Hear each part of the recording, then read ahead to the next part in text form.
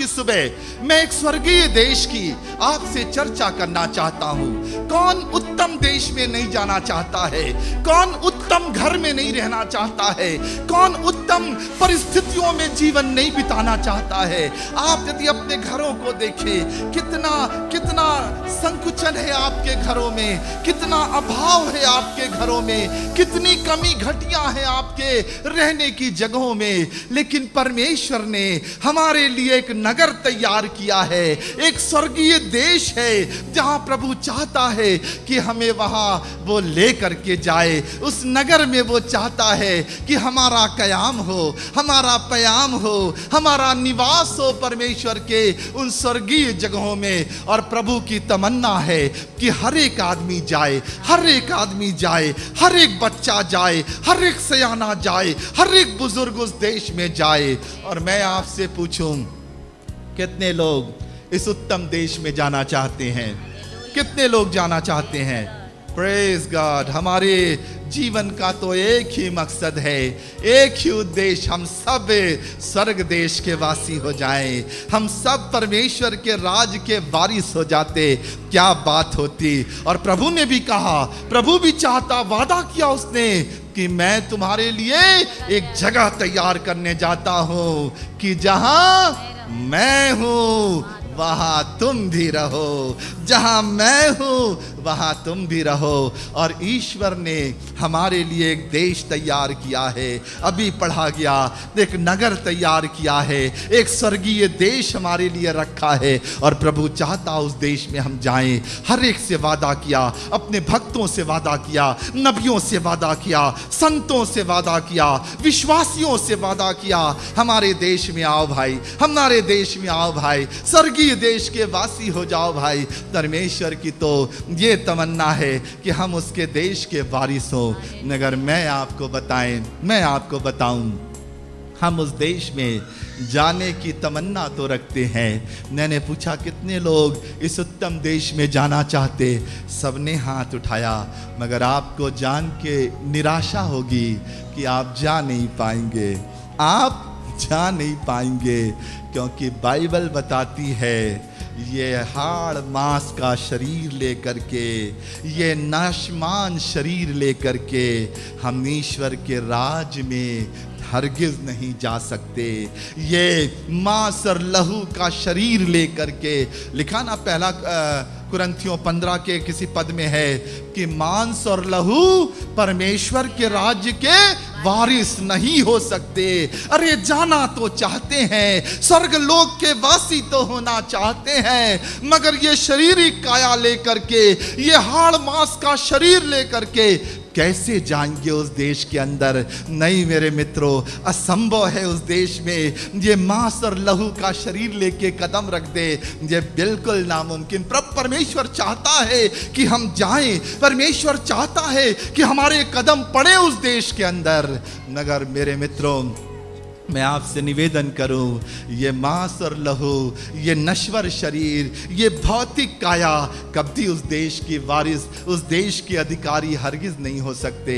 Bible में पतरस की पत्री में हम पढ़ते हैं, वहाँ लिखा है हम एक ऐसे नगर की खोज में हैं जिसका रचने और बनाने वाला परमेश्वर है, और वहाँ पवित्रता वास करती है।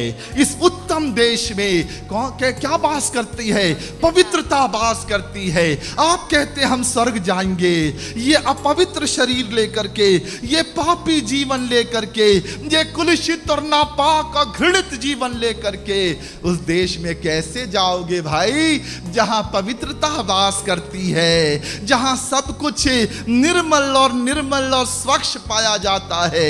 ये गंदा जीवन लेकर के तमन्ना तो है जाने की, इच्छा तो है स्वर्ग में कदम रखने की, मगर जाओगे कैसे? ये नाशमान काया लेकर के कोई नहीं जा सकता उस देश के अंदर। फिर हम कैसे जाएं? फिर हम कैसे जाएंगे? तो हम जरूर जाएंगे, तो हमारे दिल की अभिलाषा है कि हम जाएं, मगर हम कैसे जाएंगे पास्टर साहब? हम कैसे जहां जाएंगे? आप जाएंगे, मगर पहली बात तो याद रखना, ये नाशमान शरीर लेकर के तो हरगिज उस देश में कदम नहीं रख सकते हो। याद रखना, उस देश में प्रवेश करना तो दूर, बाइबल बताती है उसको देख भी नहीं सकते हो। निकोदीमस आया रात के पहर में और उसने पूछा, प्रभु स्वर्गीय देश जाना चाहते हैं, अनंत जीवन का अधिकारी होना चाहते, उस उत्तम देश के वारिस होना चाहते, क्या करना पड़ेगा? प्रभु ने क्या कहा निकोदीमस से? जब तक मनुष्य जल और आत्मा से ना जन्मे, यूहन्ना 3:3 में, जब तक जल और आत्मा से ना जन्मे ईश्वर के राज में प्रवेश करना तो दूर, उससे देख भी नहीं सकता। नहीं ब्रदर, हम तो देखना चाहते हैं, हम तो उस देश में जाना चाहते हैं। हाँ, कैसे जा सकते हैं, कैसे जा सकते हैं? याद रखना, ये मानवीय आंख बहुत लिमिटेड देखती है, हमारे शरीर की क्षमता बहुत सीमित है। हम कितनी दूर देख सकते हैं? मैं आपसे पूछूं, कितनी दूर आप देख सकते हैं? आप कहेंगे ब्रदर मेरी आंख बहुत तेज है, 2 मील देख लेता हूं मैं बस। और कोई आपके पीछे आके कहेगा नहीं नहीं, ये तो 2 ही मील देखता है, मैं तो एक ही आंख से 2 मील देखता हूं, 2 आंख से तो मुझे 4 मील तक दिखाई देता है। अच्छा, तो आपकी आंख और भी बहुत तेज है। कोई पीछे आके कहेगा नहीं मैं तो 10 मील देख, अरे भाई 10 मील भी देख लोगे, 100 मील भी देख लोगे, मगर उस अनंत लोक को तो नहीं देख पाओगे इस नश्वर आंख से। मैं आपसे निवेदन करूं, इंसान का शरीर लिमिटेड है, हमारी क्षमता है, आंख की क्षमता है, शरीर की क्षमता है, एक सीमित परिधि में देख सकते, एक सीमित जगह तक हम जा सकते हैं। लेकिन एक ऐसी आंख खुदा ने बनाई है जिससे हम अनंत लोक को देख सकते। और मैंने अभी आपके लिए इब्रानियों की पत्री से पढ़वाया, ये ईश्वर के लोग जो उस गुलामी से निकले थे, कौन सी आंख थी इनके पास? ये भौतिक आंख तो थी ही, आत्मिक आंख भी उनके पास थी। लिखा है यदि वो सुधि करते तो उनको लौट जाने के लिए अवसर था, लेकिन वो एक ऐसे देश को देख रहे थे जिसका रचने और बनाने वाला। अरे कैसे देख रहे हो भाई? दुनिया में तुम खड़े हो, कैसे देख रहे हो? देख रहे हैं वो देश, क्योंकि हमारे पास एक आत्मिक आंख है, एक आत्मिक आंख है। याद रखना, कौन सी आंख थी? विश्वास की आंख से। पूरा इब्रानियों का 11वां अध्याय पढ़ लेना। विश्वास ही से। कौन सी आंख से? विश्वास की आंख से। ये सारे सेवक और संत ईश्वर के राज्य को देख लेते थे। और आज मैं आपसे निवेदन करूं, बहुत से लोगों को प्रभु का स्पर्श मिला है, कहीं किसी मीटिंग में, कहीं किसी कन्वेंशन में, कहीं किसी सभा में प्रभु ने आपको पहला स्पर्श दिया, मगर मैं आपको बताऊं धुंधला है सब, अभी दिखाई नहीं दे रहा है। बीमारी के लिए पास्टर साहब ने दुआ किया, ब्रदर कैसी है बीमारी आपकी, कैसा है रोग आपका? हाँ ब्रदर, अभी 50% तो ठीक लग रहा है, पैर का दर्द 50% ठीक है, सिर में दर्द था आपके, हाँ सिर का दर्द भी अभी थोड़ी सी कसर है, बाकी तो ठीक हो गया पाजी साहब, थोड़ी सी कसर है। अरे ये थोड़ी सी कसर, ये 40, ये 50, ये 60%, प्रभु छुएगा तो 50 और 60% की चंगाई देगा आपको। नहीं मेरे मित्रों, लेकिन इस अंधे के साथ तो यही हुआ, इसको कुछ चंगाई मिली है, आंख खुल गई अंधे की और कुछ देखने लगा, मगर सब कुछ धुंधला। और आज हमारे साथ भी धुंधला दिखाई दे रहा है हमको। ना तो प्रभु की कृपा दिखती है, ना प्रभु की भलाई दिखती है, ना प्रभु की सामर्थ्य दिखती है, ना प्रभु के आश्चर्य कर्म दिखते हैं, ना प्रभु की करुणा दिखाई देती है। कुछ दिखता है, चले आते हैं चर्च में। क्यों आते हो भाई? अरे सब लोग आते हैं संडे को चर्च में, इसलिए हम भी चले आते हैं। अच्छा इसलिए आते हो? हाँ चले आते हैं। मेरे मित्रों, यदि टाइम पास करने के लिए चर्च आते हो तो तुमसे बड़ा भागा कोई नहीं है। टाइम पास करने के लिए चर्च में मत आना कभी। बहुत से लोग समय पास करने, अरे घर में क्या करेंगे बैठ के, चलो थोड़ी देर भक्ति आराधना कर लेंगे, चलो थोड़ी देर आ जाएंगे बैठ जाएंगे, चलो कुर्सी गरम कर लेंगे। कुर्सी गरम करने मत आना चर्च में। मेरे मित्रों, मेरे प्यारों, आत्मिक आशीष के मुंतजर होके नहीं आए हो, जीवन में कुछ पाने की लालसा लेके नहीं आए हो, परंपरा में चर्च आ रहे हो, कुछ देर बैठ करके समय गुजारने के लिए आ रहे हो। दुर्भाग्य है तुम्हारा। टाइम पास करने के लिए चर्च में मत आना। धुंधला यदि है जीवन में तो कुछ भी समझ में ना आएगा, कुछ भी दिखाई ना देगा, कुछ भी सुझाई ना देगा।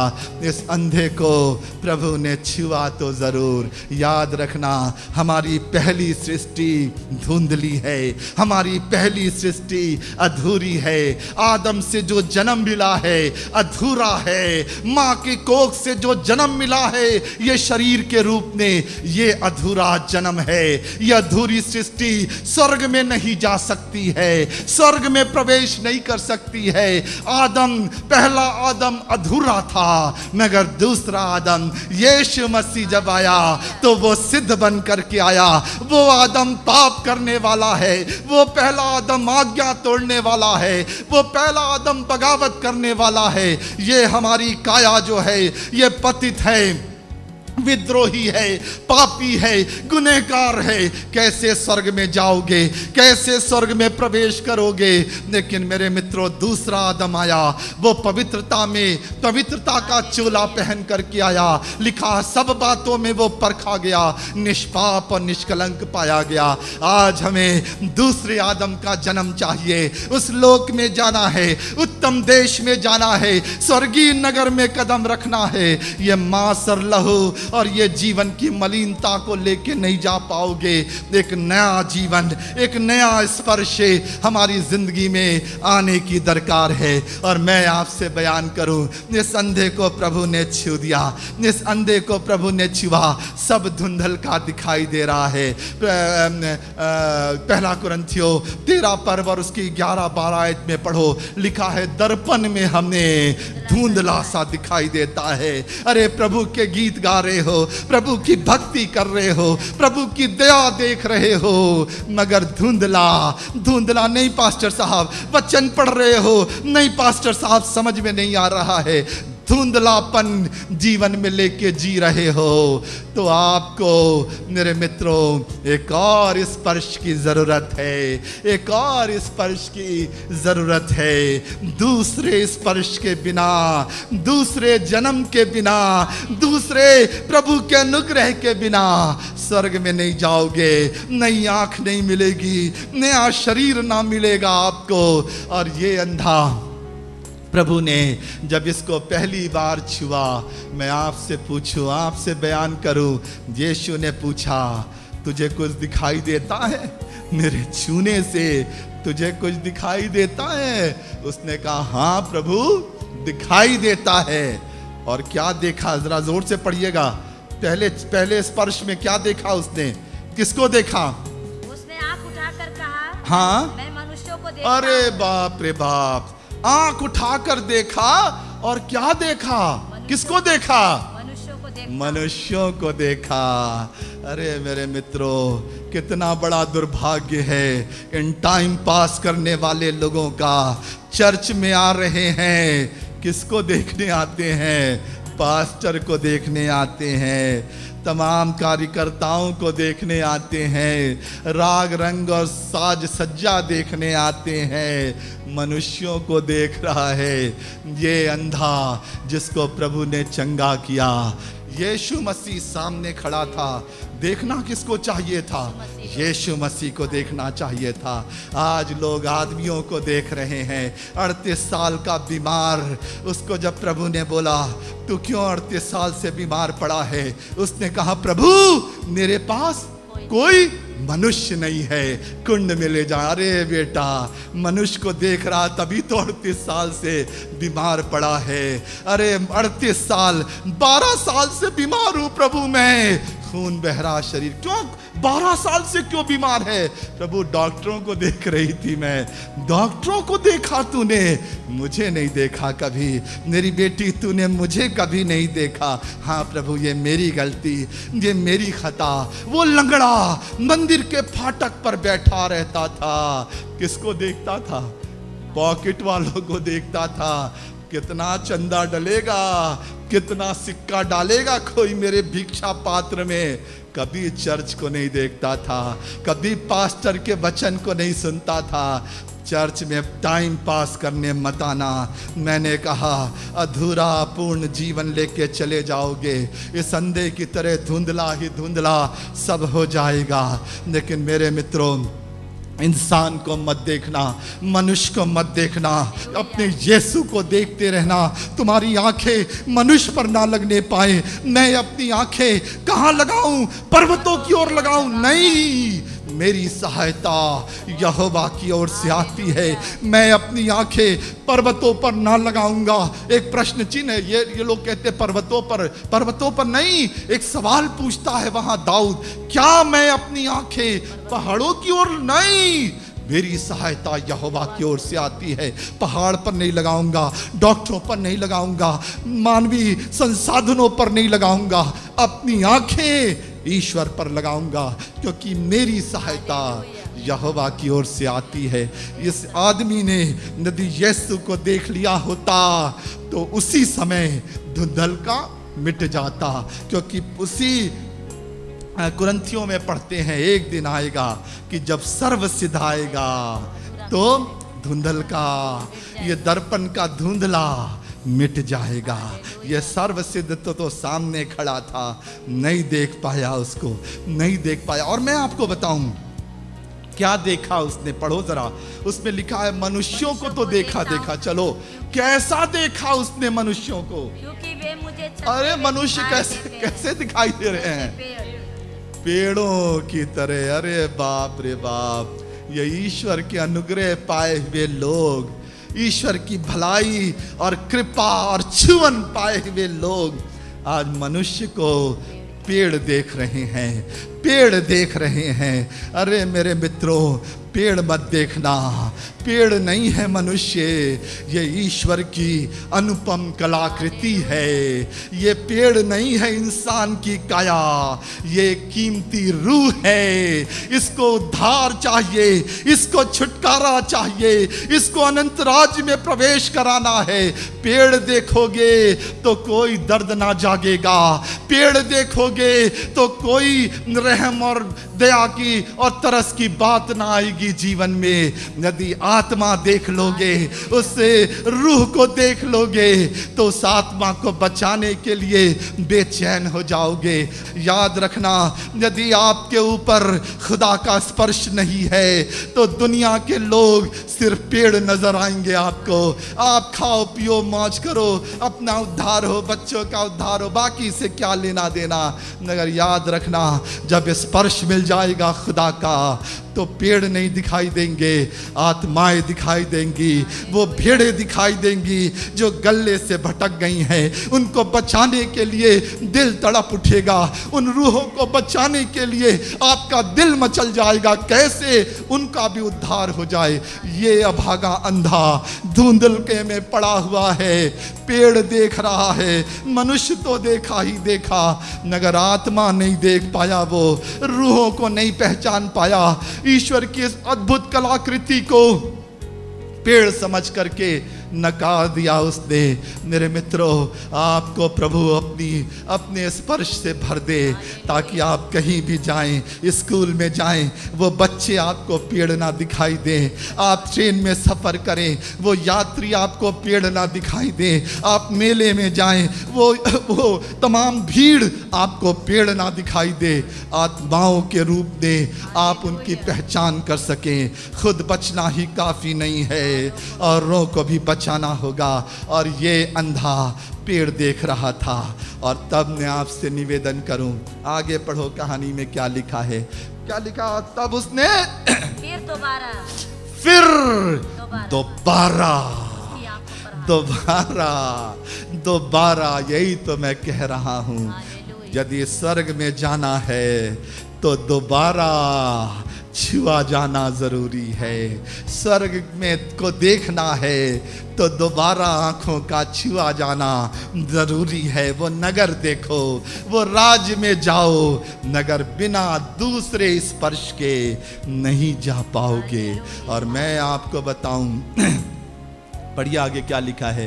जब दोबारा छुआ तो कैसे चंगा हुआ ये, और उसने फिर दोबारा उसकी आंखों पर हाथ रखे और उसने ध्यान से देखा। बस, और उसने ध्यान से देखा, ध्यान से देखा और चंगा हो गया। ध्यान से देखा।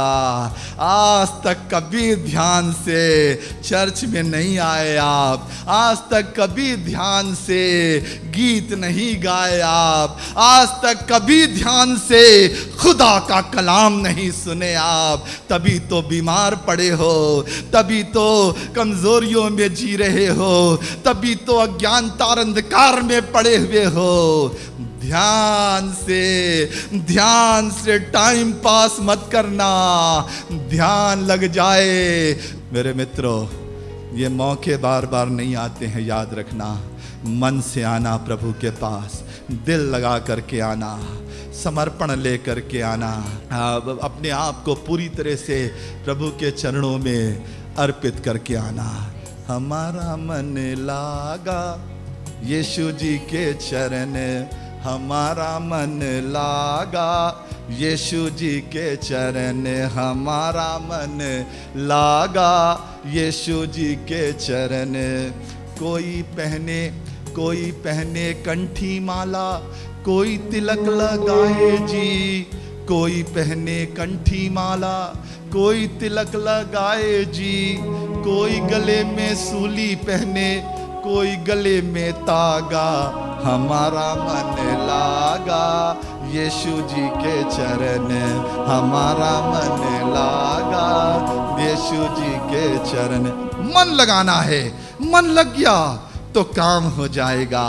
ध्यान लगा है, इतने साल के बाद इस अंधे का ध्यान आज पहली बार प्रेयर मीटिंग में लग गया है।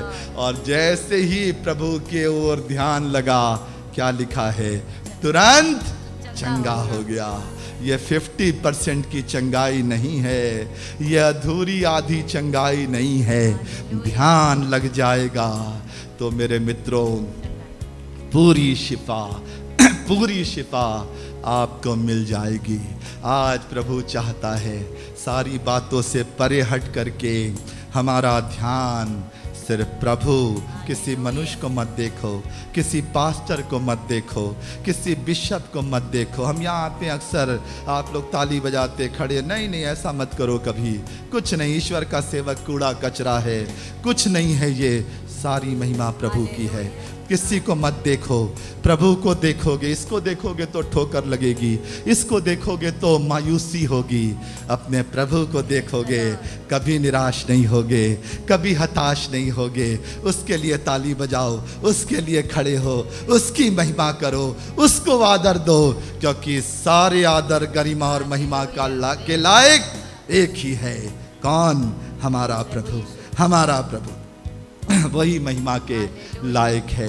मनुष्य को मत देखना। इस अंधे की अब सब कुछ साफ दिखने लगा, सब कुछ साफ दिखने लगा। कब दिखने लगा? जब दोबारा प्रभु ने छुआ उसको। और आज की सुबह कितने लोग स्वर्ग जाना चाहते, सब जाना चाहते, पास्टर साहब सब जाना चाहते। हाड़ और मांस का शरीर, ये नश्वर काया स्वर्ग के राज के अधिकारी नहीं होंगे।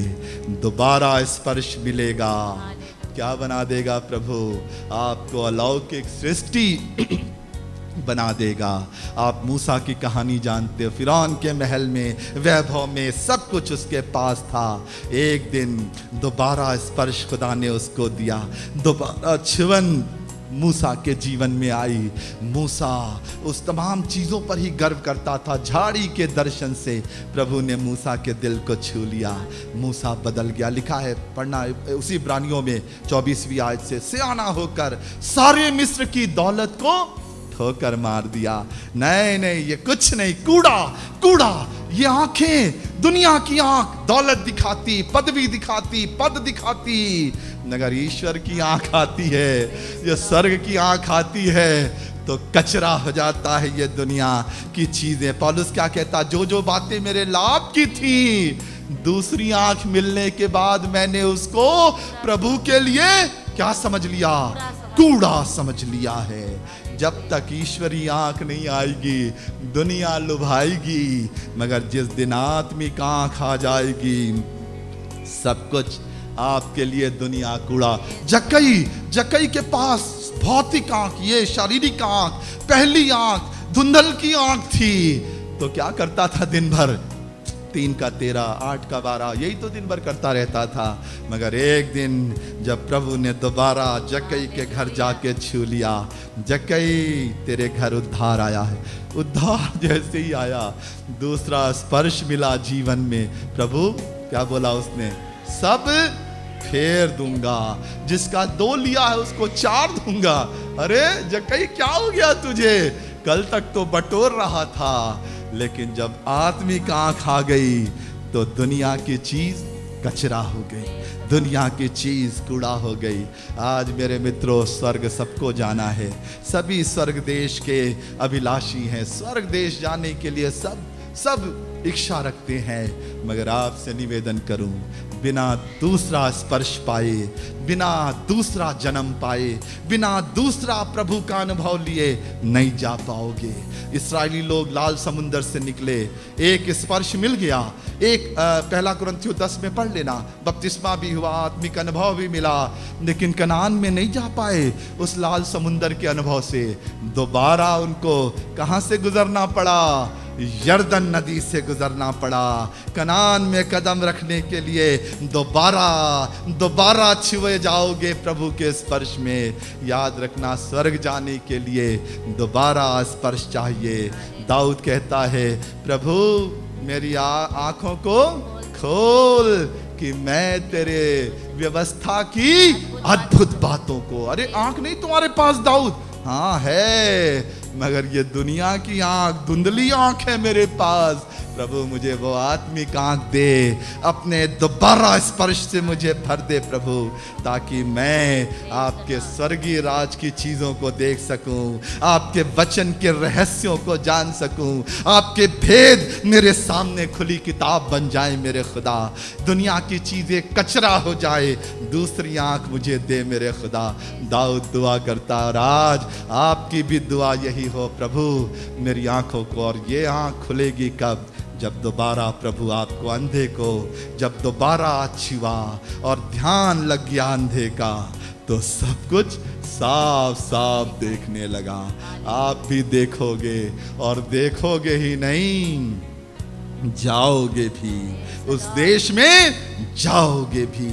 2 कुरिन्थियों उसका 5वां पर्व 17 आयत पढ़ दीजिए। सो यदि कोई मसीह में है, सो यदि कोई मसीह में है, किसी को दोबारा स्पर्श मिल गया है, नए जन्म का अनुभव हो गया है, मसीह में है, तो वो नई सृष्टि है, तो वो नई सृष्टि है।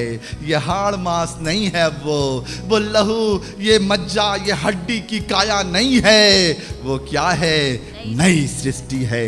और यही नई सृष्टि कहाँ जाएगी, आसमान जाएगी। यही नई सृष्टि स्वर्ग देखेगी, यही नई सृष्टि अपने प्रभु का दर्शन पाएगी। जो प्रभु में है वो एक नई सृष्टि है। पुरानी बातें, ये आदम का शरीर, ये मानव की काया, ये बदल गई, और देखो सब कुछ नया हो गया है, सब कुछ नया। प्रभु नया बना दे हमें। वो अंधा अपूर्ण है, अंधा तो था ही, छूने के बाद भी अधूरा था।